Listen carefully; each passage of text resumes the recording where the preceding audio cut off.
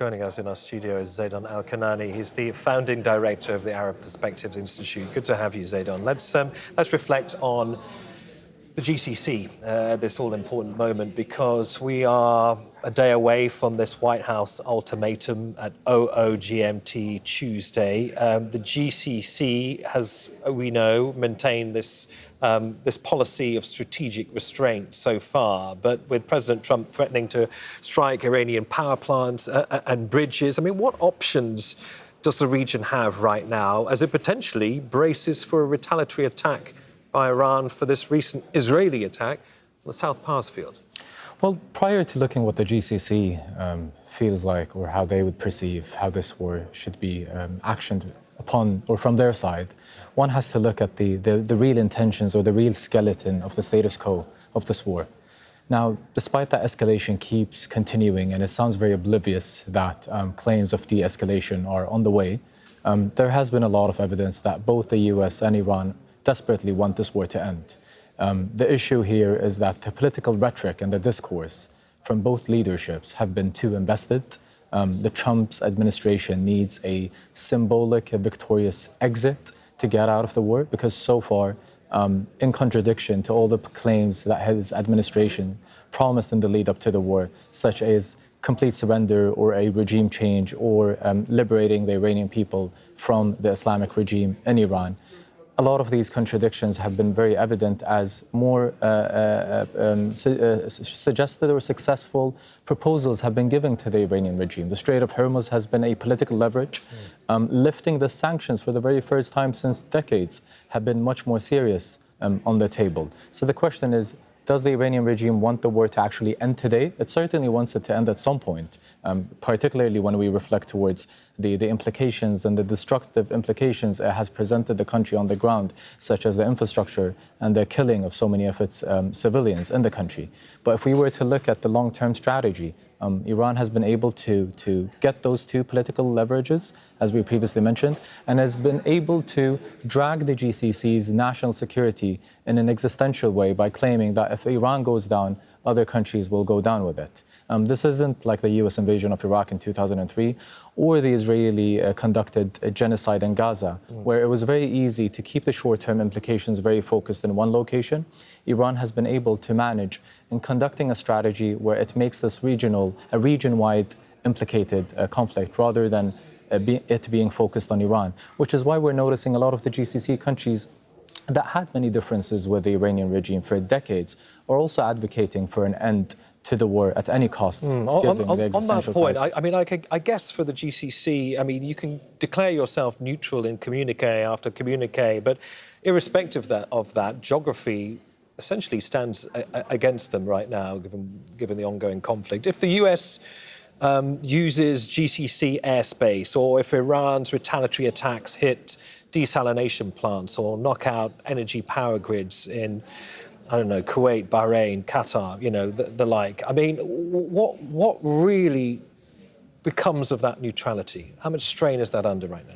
Well, we've discussed in so many times how the inability or the unreliability of a US strategic partner and how these bases have become a liability rather than a support in defending the security of the region. But in reality, if we were to look at the rationale behind the Iranian regime's rationale in attacking US interests and bases and in claiming that the GCC should be attacked and punished for hosting these bases that were quote-unquote, according to the Iranian rhetoric and rationale, used against the Iranian regime, by attacking the GCC countries, they're making the GCC neutrality even weaker, not only in the eyes of the US, but also in the eyes of their own domestic communities. This neutrality becomes weakened, the rationale of it becomes much more weaker, including the GCC states that have advocated for diplomacy. It makes it so much difficult for them to understand the Iranian point of view, but it also makes it so much difficult for them to imagine a healthy relationship with the Iranian regime in the future. Now, from an Iranian perspective, and based on many Iranian observers closer to the regime, they have been claiming that these attacks are natural, they're retaliatory, and they're in response to a survival mode, an existential threat, where their country is perhaps going through, or their regime is going through its last seconds, Therefore, long-term implications, long-term analysis, long-term considerations wouldn't be at the forefront of the table. But as you rightfully mentioned, there is a long-term neighborhood, a permanent neighborhood, permanent relationships that will be at stake. A lot of those relations that Iran may have benefited from in a much more diplomatic way from other GCC countries will probably be much more weakened now, given that Iran isn't only conducting or focusing its attacks on the US bases in the region, it is actually threatening the economic and the political and the institutional existential framework of the GCC states. In addition, also impacting the global economy, where we have many global economic powers, including in the West, that have shared so much sympathy towards Iran more than ever, given their disagreement to the US. And also, I guess, threatening global mediation as well, given that Qatar and Oman have been so pivotal in bringing warring sides, factions, groups, not only in the region but internationally together around the negotiating table. If the Trump deadline passes without a breakthrough, I mean, what does that mean for that Gulf mediation model, do you think?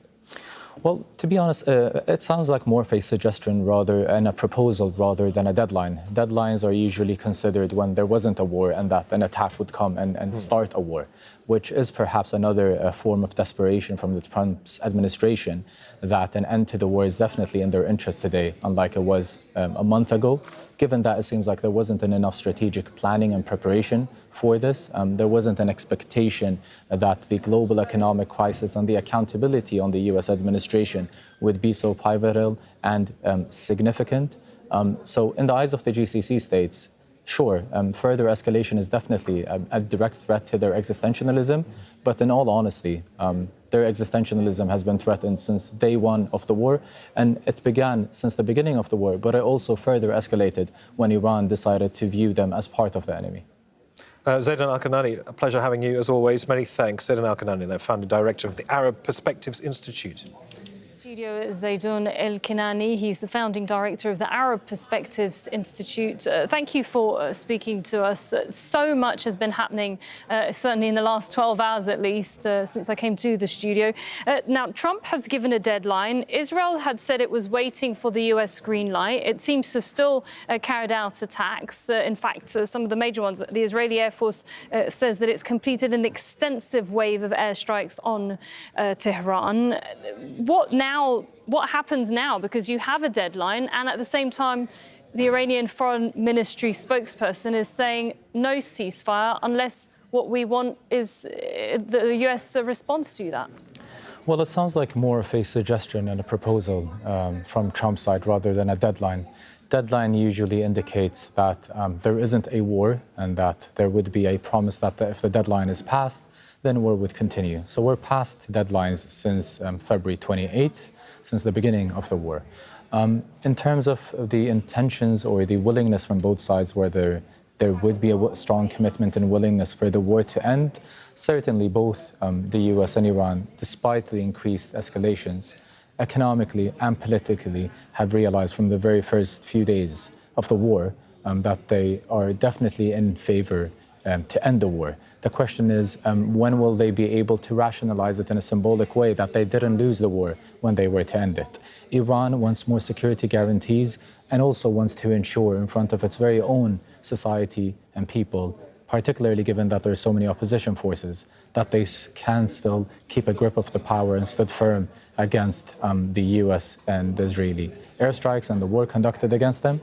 And the US needs to maintain its global status quo as a region, as an international superpower, ensuring that it didn't leave Iran while giving Iran even more political leverage that it was able to use, such as the Strait of Hormuz, and even discussing the lifting of sanctions, which the Iranian regime never dreamt of, even prior to Trump coming into power for a second term. But from the Israeli perspective, we've noticed several Israeli attempts in spoiling any potential reconciliation or talks happening. We noticed it was an Israeli official who leaked to the media that talks were happening from the first place, which therefore led to the escalated rhetoric from both sides, one denying it and one side claiming that they have the upper hand in the talks. It was Israel also now, in 2 consecutive times, while the talks were arguably, according to many regional mediators, reaching a milestone, that continued its attacks. The question is, did Israel conduct these attacks unilaterally without consulting with the Americans? Even if it did, it will be very hard to know at this stage, given that it doesn't seem like the Trump administration wants to claim that there is a major disagreement between Netanyahu and himself in this war. Netanyahu is always pushing the fact that they speak every day, that they're sharing intelligence every day. Now, speaking of Israel, do we think we could potentially see that as a template, what we're seeing now? When you look at Gaza, every time there was discussions of an attempted ceasefire, that you would see an increase in those attacks by Israel. Then we would see, a complete disagreement. Hamas isn't meeting Israel on the same points. And then somehow you would see a ceasefire that would be extended. Could we be seeing this here? This is what's happening here. I think the ceasefire in this case is for the sake of buying time, either to ensure that an economic solution in the case of the Strait of Hormuz and the economic implications it meant to the global economy, buying time to ensure they can revive and reshuffle some of the consequences, and perhaps planning a return. Now, whether that return is to the war for further escalation or a return to have different leverages to negotiate during a potential negotiation. But if we were to take a step back to the question and focus on the Israeli aspect, most of their attempts or proposals of ceasefires was to ensure that they could cover up for whatever actions they would continue to conduct. We know and we've noticed that Israel doesn't view this war against Iran only. It views it as an opportunity for an escalated situation in the region and in the global economy by conducting its expansionist agendas, which is why its actions towards Gaza, its actions towards southern Lebanon, and its actions towards Iran, despite different strategies, is as part of a unilateral vision, despite its multilateral consequences and strategies that has been conducted. The major victim here is the GCC, despite the GCC having a diversity of opinions, diversity of foreign policies, diversity of actions for the past few decades and a few years. We've noticed different alliances conducted regionally and internationally. It seems like in the eyes of the United States, in the eyes of Israel, and in the eyes of Iran, despite Iran's claim of only focusing on U.S. interest and based, they have believed that it is worth in dragging the existentialism of the GCC economically and politically and ecologically into this war. All right, thanks very much, Zeidon Alkinani. Thank you for joining us here in the studio. Hitting the South Pars facility, obviously Qatar and Iran share that all-important, highly strategic gas field. We know previously when that field was hit, the immediate retaliation, the response from Iran was to hit the Ras Laffan gas facility here in Qatar with catastrophic effects on energy supplies, not only here, but around the world. I mean, how do we reflect on that dynamic between the US and Israel as this deadline looms? Well, it's been a common tactic by Israel by ensuring that it acts as a spoiler whenever there is a potential progress in the talks or the indirect back-channel communications, as Iran likes to name it. We noticed that in the very first few weeks, when the very first rumors came out regarding the talks happening behind closed doors, there was a leak by an Israeli official to the media, which eventually led to the war of words between the two different leaderships, between Tehran and Washington. We also noticed two unilateral or arguably unilateral military actions from Israel towards Iran as well, which was perhaps also the most recent one, as a way that potentially reflects the Israeli attempt in ensuring that talks would not happen without an Israeli point of view or a stance ensuring being here at the forefront. One major achievement that the Netanyahu administration has been able to do is to find an American president that would be able to take all of these international and regional economic and political sacrifices in order to conduct such a war, allowing the US to economically and politically take the front seat in behalf of Israel's regional expansionist agendas. One is not denying Iran's previous crimes in the region through its proxies, through its previous interventions across the region. But at the same time, the solution is certainly not dragging the GCC's existentialism in the middle. And we certainly also have to keep in mind that Israel's long-term objectives by dragging the region into such a war is happening right before our eyes as we see Lebanon being dragged, not in the same way as part of this overarching umbrella of the war, but it's also being a victim to regional ambitions from the Israeli side, similarly to how many countries such as Iraq and Lebanon have been victims, and Syria victims to Iranian proxy agendas in the region. Paul, you've worked on the Hill